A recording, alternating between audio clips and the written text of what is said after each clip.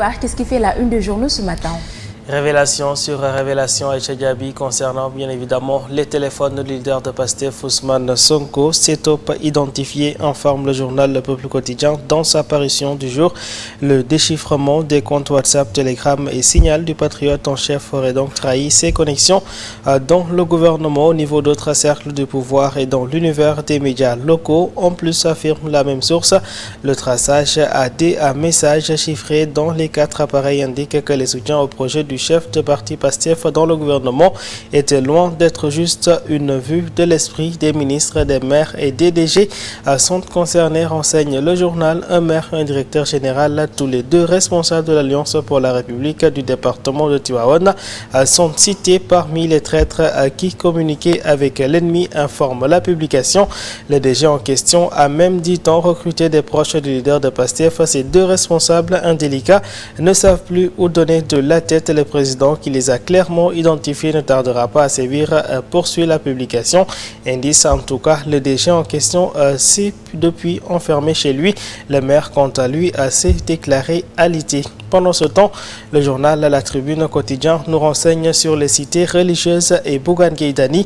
Le leader de Gumsabop a dit avoir un engagement clair pour la patrie selon El Hadj Diaw du C2DS. Bien sûr, quoi qu'il en soit, le président Sall n'a pas dit toute la vérité au chef religieux d'Ixit Bougane Gueye qui efface tout simplement Macky dans les familles religieuses. Une révélation de taille ce matin chez nos confrères, en tout cas, révélation, il y en a également eu à la une du journal Enquête quotidien.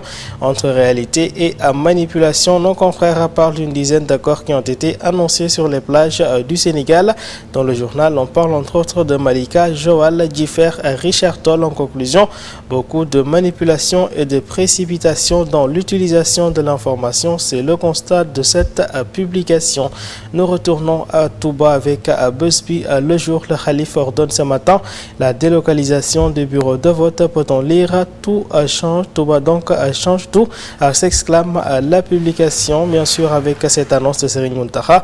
C'est ainsi plus de 600 bureaux de vote et 300 000 électeurs à déplacer. Une possible révision spéciale des listes, c'est aussi envisageable, annonce le journal qui révèle dans la foulée un risque pour l'opposition avec une faible participation.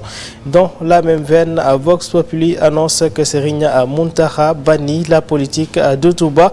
Sur ce, il charge les Baïfal de faire respecter cet interdit et les autres dans tout le périmètre de Touba. En bas de page, la parole est donnée à Serigne Moustapha Sy. Selon ce dernier, on risque de faire pire si on ne fait pas attention. Ce dernier est d'ailleurs repris par le journal Info Quotidien.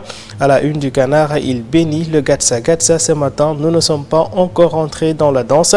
Toute la chance qu'on a eue, c'est ce que je me suis donc pas du tout impliqué depuis lors. Si je l'avais fait en ce moment, on serait en train de parler d'autre chose, affirme-t-il. Selon lui, il y a deux solutions. C'est soit la sortie par la grande porte, soit par la petite.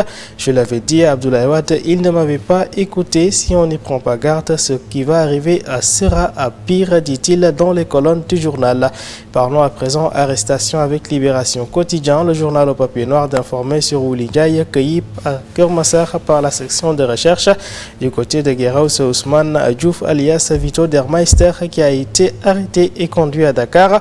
Cependant, la publication note que Bentaleb Sow est remise en liberté après 6 retours de parquet. Stade Quotidien de son côté s'intéresse à la tanière des Lions avant les 2 rendez-vous face au Bénin et le Brésil. En première page du quotidien sportif, une tentative d'explication sur l'assurance des arrières d'Aliou Cissé. Entre polyvalence et le couloir gauche a densifié Sabali, Formose Mendy et Ismaël Jacob se sont ainsi mis son exergue. Ainsi va donc la presse du jour. À toutes et à tous, une très bonne nuit.